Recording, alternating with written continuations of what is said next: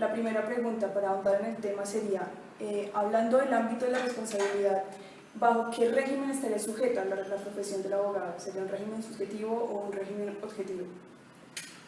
Bien, bueno, muchas gracias. Lo primero que habría que decir sobre eso es que, pues, definitivamente, tratándose de una delicada profesión como la que ejercemos, pues, la responsabilidad necesariamente es subjetiva. Siempre tendrá que demostrarse la culpa, ¿no es cierto?, que es lo que nos pone dentro de ese ámbito. Y se abren dos aristas gigantescas, que es básicamente las que tú has planteado. Unas son las responsabilidades de tipo contractual y otras son las responsabilidades de tipo disciplinario que como abogados también tenemos, ¿cierto? Unas y otras van a perseguir fines completamente distintos. Unas y otras van a tener procedimientos distintos y van a tener jueces y van a tener órganos, autoridades distintas, porque los vienen jurídicamente tutelados en un espacio y en otro también son diferentes. Sobre eso me gustaría comentar un poco respecto a la responsabilidad disciplinaria, que es como el punto hacia donde las llevamos. Entonces, somos responsables disciplinariamente por todas las actuaciones que hacemos en ejercicio de nuestra profesión. Fundamentalmente nos rige la ley 1123, que es el estatuto disciplinario del abogado, ¿cierto? En él se establecen deberes, tipos disciplinarios y sanciones disciplinarias respecto de todas las actuaciones que como abogados podamos representar, bien en espacios como asesores o bien en espacios como litigantes ante los juzgados y despachos judiciales. Bueno, buenas tardes, doctor. A mí, como se sabe, en el contrato, pues no se puede, si no se ha estipulado en el contrato que se puede ceder, podría llegar a cederse, podría llegar a hacer esta cesión en el contrato de mandato. Bien, los contratos de mandato se rigen por reglas, digamos, generales, todos los contratos de mandato. Pero tratándose en particular de los contratos de mandato en los que además hay un abogado, es decir, el mandato recae sobre un profesional del derecho de abogado, tiene, digamos, varias particularidades.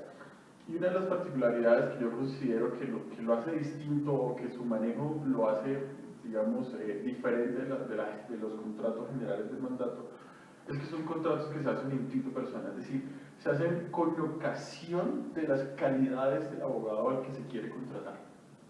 Te voy a poner un ejemplo, digamos, paralelo, y es como si yo contrato a un pintor.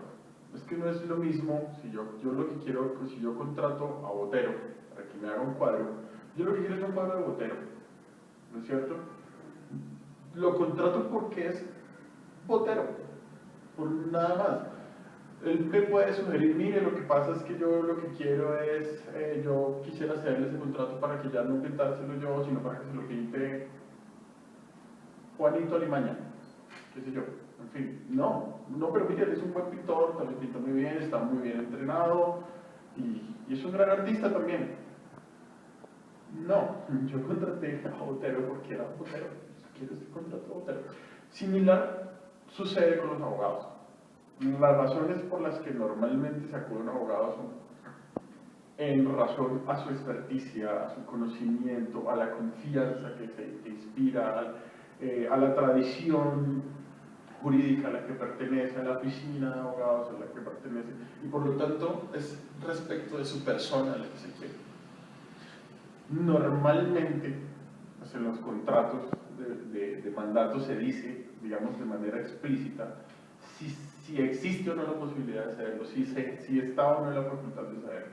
Pero tratándose de un contrato bilateral, pues todas las cláusulas son consensuadas. En principio la cesión es posible siempre que sea de manera consensuada con el contratante. Pero en el ejercicio que tú planteas es, bueno, pero ¿y si no se dice? Si no se dice, pues yo soy del criterio pues, que tiene que acudirse a la regla general, y es que si es un contrato de instituto personal, el contrato no puede cederse por lo menos unilateralmente. Es decir, el abogado que ha sido contratado por las características por las que fue contratado no puede cederlo a otro, porque es que nadie las tiene más que él mismo. De tal manera que el contrato solamente podría cederse si y solo si el contratante así también lo acepta.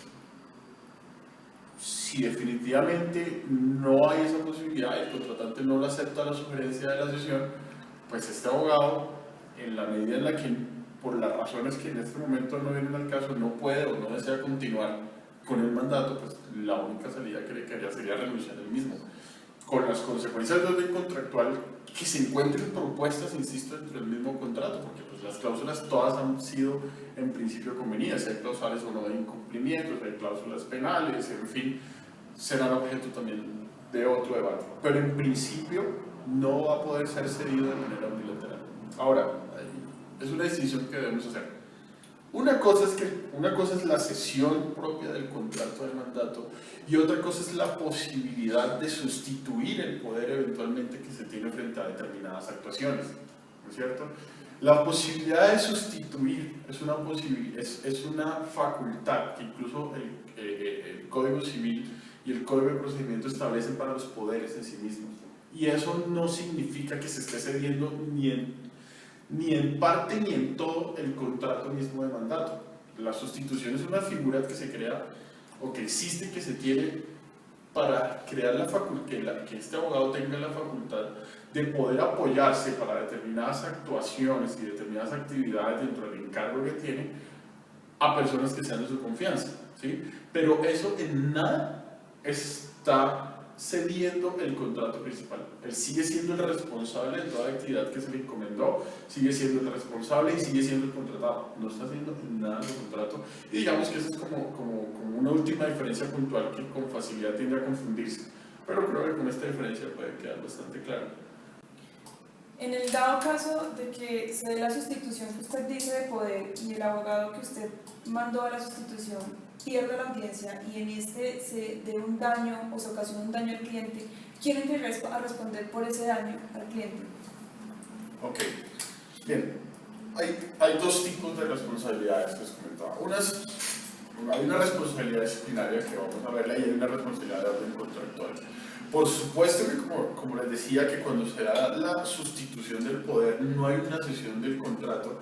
Quien queda obligado a responder por los daños y perjuicios que se ocasionen por el incumplimiento de ese contrato, pues es quien suscribió el contrato. Es decir, el abogado que en ningún momento ha sustituido su responsabilidad en alguien más. O, porque insisto en la distinción, una cosa es la cesión del contrato y otra cosa es la sustitución del poder. Luego, si aquí lo que se dio, el ejemplo planteado, es una sustitución de poder, la responsabilidad respecto al cumplimiento del contrato se mantiene en cabeza de quien suscribió el contrato y por lo tanto del abogado principal. Cosa distinta es lo que va a suceder respecto a la responsabilidad disciplinaria.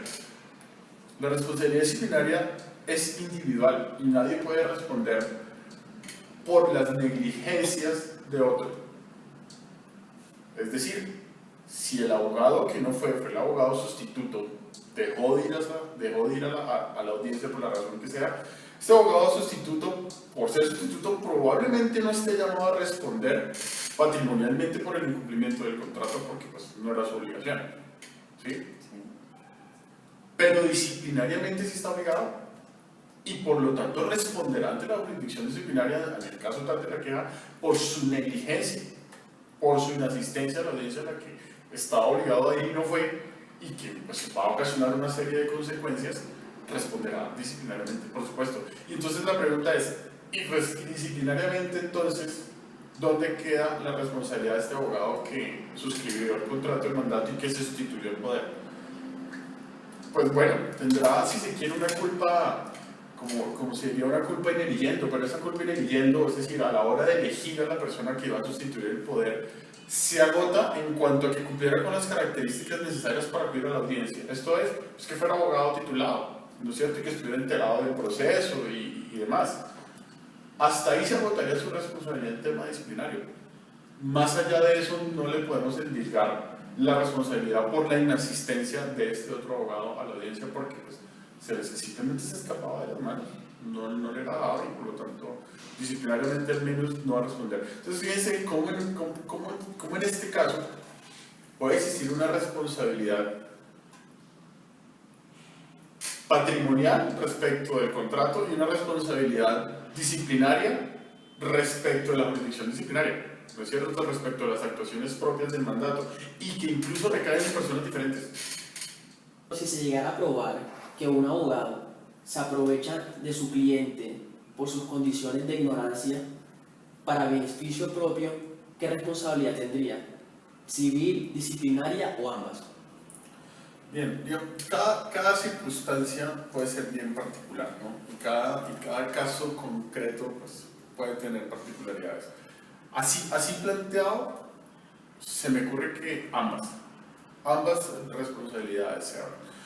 Por un lado, porque pues, el abuso de la ignorancia dentro de un contrato con una persona que a lo mejor no sabe leer, que a lo mejor no sabe escribir y que, qué sé yo, ha sido sometido bajo engaño respecto del clausulado que estaba suscribiendo en un contrato absolutamente leonino en la medida en la que solamente le beneficiaba a una de las partes, pues tendrá eso va a tener una consecuencia respecto del tema contractual.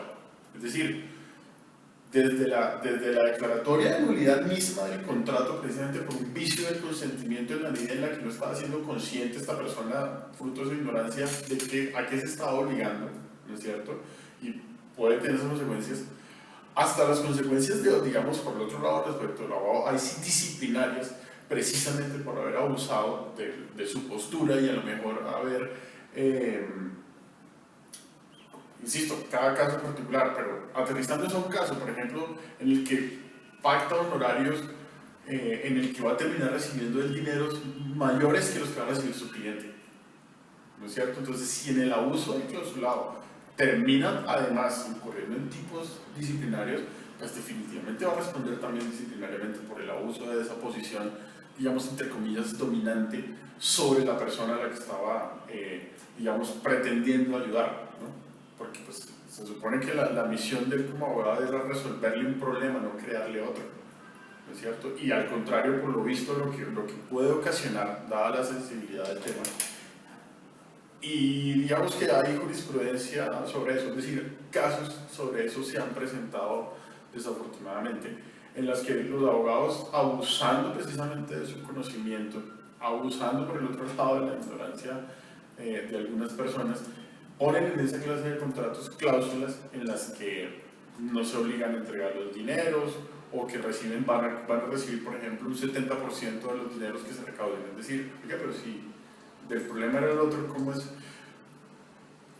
Entonces, mire, si contractualmente eso es válido, bueno, pues es un contrato consensual, es un contrato sinalagmático, ambas personas somos mayores de edad y firmamos así. En principio esas cláusulas serían completamente válidas, pero cuando se hacen en abuso de la ignorancia de las personas, lo que viene es una falta de consentimiento y por lo tanto podría viciar de nulidad todo el contrato. Creo que en ese sentido